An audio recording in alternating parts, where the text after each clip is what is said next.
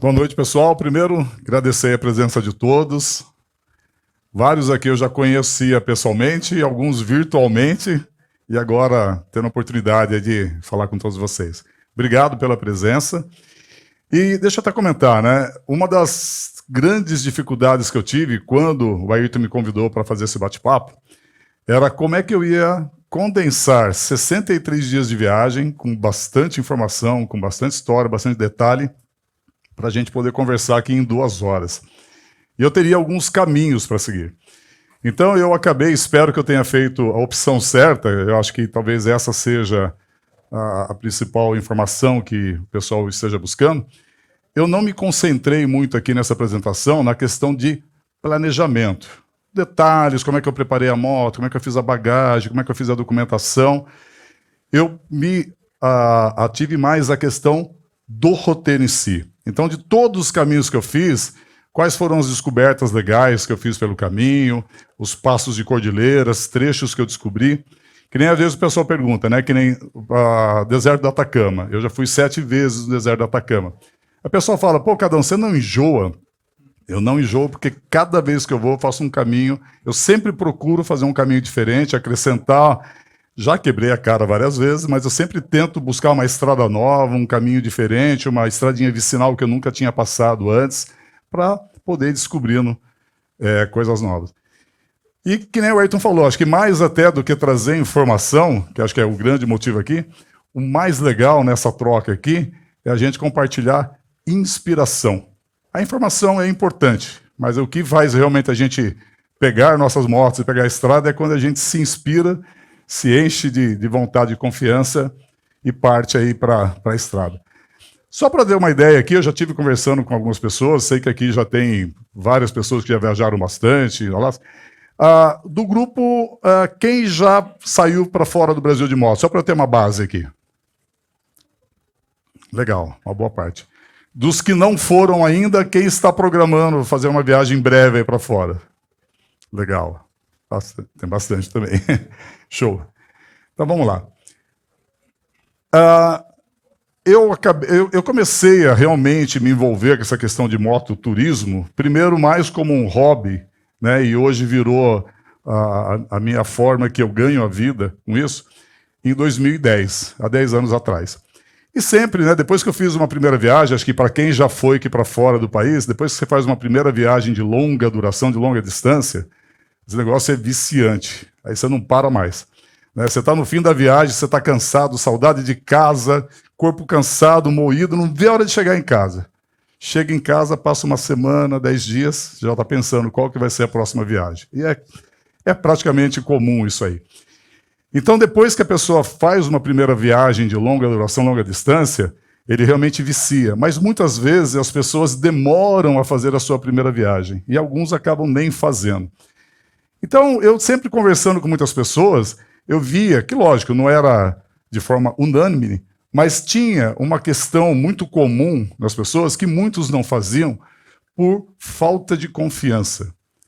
E a falta de confiança era ou porque não tinha, achava que não tinha as informações necessárias para ir para outro país, tinha receio, tinha medo de alguma coisa, mas era falta de confiança no geral. Então eu peguei dentro de uma amostragem, que é uma amostragem pequena, mas dentro de uma rede de relacionamento só de motociclistas que eu tenho, eu convidei um grupo de 300 pessoas, mas 237 participaram, justamente para ver mais ou menos como é que estava o cenário. Então, do grupo que eu conversei, mais ou menos metade já tinha viajado para fora e metade não. E dos que já tinham viajado, até me achei aqui curioso, tiveram vários motivos, mas os motivos que mais apareceram, mesmo para os que já tinham ido uma vez, ainda um certo medo, uma certa insegurança. Né? Porque, de repente, a pessoa tinha ido para o Atacama e estava querendo ir para o Peru, por exemplo. Então, vinha de novo aquela questão, como é que será que é no Peru? O que eu preciso? Como é que é a estrada? É seguro? Não é seguro? Então, batia a insegurança de novo. E não foi muito diferente das pessoas que não tinham viajado. Então, acho que é muito legal esse espaço aqui que a gente tem no The Riders e essas comunidades, porque esse bate-papo é mais para isso, né? A gente trazer informação para gerar um pouco mais de confiança e o principal de tudo, né? Trazer essa inspiração e essa motivação, tá? Só que o que acontece? Na verdade, a questão da confiança ainda não é o problema maior. A gente tem uma questão mais complicada aqui de todas, que é a questão tempo e dinheiro. Tá? O dinheiro também é um ponto delicado, é um recurso escasso, mas é algo que a gente consegue ainda fazer alguma coisa. Né? Quem for mais ousado, dá uma estouradinha no cartão de crédito, dá um jeito. O tempo, para mim, pelo menos, de fato, é o mais complicado. Porque por mais que você tenha dinheiro, você não vai comprar tempo. O dia tem 24 horas e não tem jeito. Tá? Então, o que eu vejo para muitas pessoas é justamente essa questão de não ter o tempo para viajar. Né? Puxa, não tenho tempo, não dá, um dia eu vou conseguir, mais na frente, quando eu aposentar. E aí o que acontece? De fato, é um fator complicado. O tempo é, de fato, um fator complicado. Tá?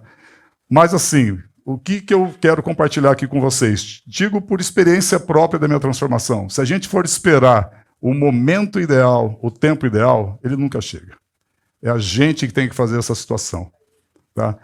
Por que eu falo isso? Porque para a gente aqui, todos que estamos aqui, que somos motociclistas apaixonados, acho que aqui todos os amigos e amigas que já foram para fora vão dizer, por mais que a gente já ande de moto há muito tempo, quando a gente faz um primeiro desafio de uma viagem de longa duração, é transformador. Mexe, é uma sensação maravilhosa, que eu espero que todo motociclista na vida possa, pelo menos um dia, fazer uma longa viagem, porque é muito legal. Tá? Então, a questão do tempo é algo que a gente tem que realmente estar refletindo sempre se a gente está se permitindo arrumar esse tempo ou não. Tá? Como acho que a maioria das pessoas, eu também passei por isso. Até 2010, eu era diretor numa multinacional. Algumas pessoas eu conhecia aqui dentro de uma empresa. E eu não tinha tempo para nada. Dinheiro para mim era tranquilo. Era diretor numa multinacional, trabalhava na Thomson Reuters, era diretor de soluções fiscais, cuidava de equipes no Brasil inteiro, tinha um belo salário, carro da empresa, plano de saúde top, uma sala maravilhosa, e não tinha tempo para nada. Nem para minha família, eu não tinha tempo direito. E aquilo me incomodava. E é engraçado, às vezes, porque a gente, às vezes, precisa passar por uma situação meio difícil, às vezes, para despertar. Eu sempre amei moto, sempre fui motociclista, desde que eu tirei carta, 18 anos, hoje eu tenho 55. E a minha primeira moto foi uma DT.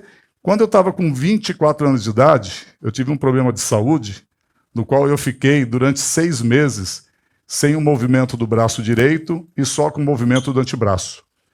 Eu peguei uma infecção, um vírus que se alojou num nervo da coluna. Depois eu fui descobrir, não sei nem se o doutor aí conhece, Ayrton, fui descobrir que chama síndrome de Pasteurage-Turner. Esse Pasteurage-Turner foi o médico que descobriu a cura para isso. É uma coisa raríssima. É um vírus conseguir se alojar, foi um vírus de gripe, e onde ele se aloja, ele causa uma inflamação de tal tamanho no nervo. Então, se for num ponto da coluna, que é o nervo que faz ligação para as pernas, paralisa as pernas. E assim por diante. E o meu foi do braço. Então, eu fiquei, durante 6 meses, eu só mexia a mão e os dedos do braço direito, e eu sou destro, e do braço esquerdo, eu só mexia o antebraço.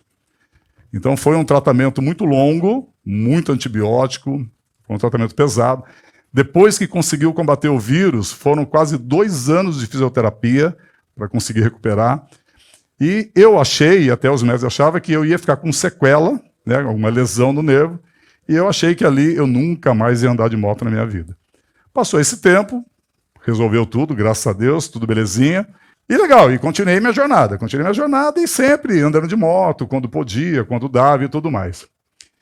Quando eu estava aqui nessa fase, em 2010, eu estava nesse ponto. Diretor de uma multinacional, não tinha tempo para nada, tempo para nada, tempo para nada, tempo para nada. Eu quero viajar, não posso me afastar da empresa, não posso ficar fora, não posso ficar fora. E aí aconteceu o seguinte, hérnia de disco, L1 e L2, brava. Fiquei 4 meses de cama, e na época eu andava de moto. O médico falou que na época seria caso para cirurgia, né, ele não via outra forma, falou que estava muito desgastado, eu não queria fazer a cirurgia. E aí eu peguei, fiz um tratamento muito intenso, foi complicado também.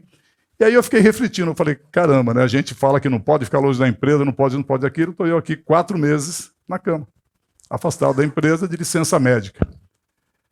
Aí quando eu voltei para o trabalho, aí eu cheguei para o meu chefe e falei para ele o seguinte, falei, olha, eu quero tirar umas férias, eu quero fazer uma viagem. Até então eu nunca tinha feito uma viagem para fora do Brasil, isso foi em 2010. Peguei minha esposa, aluguei uma moto e fui para a Europa. E fiquei 20 dias rodando lá com ela e fiz Alemanha, Suíça, Áustria e França. E aí eu voltei de lá transformado. Eu falei, meu Deus do céu, por que eu esperei tanto tempo para fazer isso? Né? E no fim, pedi as férias, fiquei um mês ausente, a empresa não parou, ninguém morreu por conta disso e tudo funcionou. E aí eu voltei e falei, caramba, eu não quero esperar de novo o meu chefe querer me dar uma férias de novo, eu não vou esperar muito tempo. Aí quando chegou no ano seguinte, né, eu peguei e cheguei para o presidente da minha empresa, Claudio Colli, e pedi as contas. E aí ele pegou e perguntou o que está acontecendo, é salário, o que é? Eu falei, não, eu quero mudar, eu quero dar um outro propósito para a minha vida. Né? Quero fazer uma mudança radical. E foi quando eu saí de 2011 para 2011, saí da empresa, pedi a conta, voltei para casa aliviado, falei, agora vou esperar passar o Natal e o Ano Novo, pôr os projetos em ordem. Aí passou aqueles dias, chegou em janeiro, eu falei, caraca, eu estou desempregado, que merda que eu fui fazer. Né? Peguei um puta de um cargo bom e dei uma bica. Falei, bom, agora é tarde. E de lá para cá, comecei a me dedicar exclusivamente ao mundo do motociclismo. Né? Montei uma loja em Mogi e de lá para cá eu vivo do mototurismo, levando pessoas para realizar os sonhos, fazendo palestras, fazendo cursos e me envolvendo de N formas diferentes. Por que eu estou contando isso, tá, pessoal? Como a ideia aqui é inspirar, o que acontece? Então, tem pessoas que às vezes falam para mim, pô, Cadão, você que leva a vida, você ganha dinheiro passeando de moto, mas o caminho para chegar até esse ponto passeando de moto foi muito longo e decisões muito difíceis. E que eu só tomei também por quê? Porque eu vi o quanto a gente é frágil. Por 2 vezes eu quase que tive que abandonar o meu sonho de conhecer o mundo. Eu tenho esse sonho, eu quero conhecer o máximo possível de lugares ao redor do mundo de moto, porque é muito diferente, não é a mesma coisa. Eu lembro uma vez eu já tinha ido, foi as primeiras viagens que eu fazia no Brasil, era a Serra do Rio do Rastro. Eu já tinha ido umas 10 vezes da Bagru para lá. E toda vez eu ia encantado. E de tanto falar, a minha esposa falou, pô, eu quero ir junto, quero conhecer. Aí fomos passear nas Serras Gaúchas, eu fui de carro porque estava com meus filhos, aí paramos no Mirante, ela olhou, eles olharam, bonito. Entrou no carro, comecei a descer a Serra do Rastro, um silêncio, meus filhos mexendo no celular, aí desci e falei, não gostou, achou bonito? Ele falou, não vi nada demais. E eu falei, nossa, eu também não vi, foi sem graça pra cacete. E depois disso eu já fui mais 5 vezes para lá de moto. Então, ou seja, conhecer o mundo de moto, para quem gosta de moto, é outra história. Então, por que eu estou contando isso, tá, pessoal? Não é aqui para contar uma história triste, mas para contar o seguinte, que realmente a fragilidade que a gente tem e para a gente realmente não esperar um momento ideal. Né? Então, eu troquei, né? Parecia outra pessoa, né? Cabelo curto, não tinha tatuagens, não usava barba e sempre de terno e gravata. Sou eu. A única coisa que está igual um pouquinho é a barriga, isso manteve. Mas esse sou eu em 2010. E graças a Deus eu troquei, adoro, ainda continuo gostando de conversar, de falar uma informação, mas graças a Deus hoje é assim, né, como a gente está aqui. Bem diferente, bem mais informal, bem mais à vontade. Até porque aqui, quando eu trabalhava na Thomson, a gente vendia soluções fiscais, então eu falava para contadores, advogados, era um público complicado, né, porque os questionamentos, era a legislação, parte tributária, era um assunto pesado, né, e hoje em dia é bem mais prazeroso. Tá? Então é só para inspirar o seguinte, pessoal, realmente, para quem tem esse sonho de fazer uma viagem, não fique esperando tanto o tempo ideal, tá? Porque não existe tempo ideal. O melhor tempo, o tempo ideal é, de fato, o agora. É o presente, é o que a gente tem em mãos. Tá? E outra, às vezes a pessoa fala, não, eu quero ir para o Ushuaia, eu quero ir para o Ushuaia, eu quero ir para o Ushuaia, e fica sonhando com o Ushuaia, e não dá para ir para o Ushuaia, não tem tempo, e o tempo vai passando. Pô, não dá para ir para o Ushuaia? Vai aqui até o Uruguai, vai para Serras Gaúchas. Só de estar na estrada já é gostoso, é prazeroso. Porque às vezes a pessoa se prende no destino final e o grande barato da viagem de moto é a jornada que você faz, é o que você vai curtindo no dia a dia, o que você conhece de pessoas, é o vento no rosto. Então não se preocupar tanto com o destino. Hã? Serra Azul também, tá valendo. Já não vai encaixar no de longa duração, mas também vale. Então é melhor do que ficar em casa assistindo TV. Tá valendo.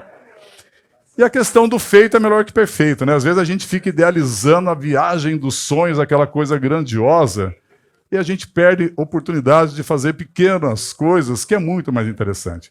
Então não fica procurando a viagem dos sonhos, a viagem da vida perfeita. Isso é aventura. Sobe na moto, amarra a mochilinha atrás e vai na fé que dá certo.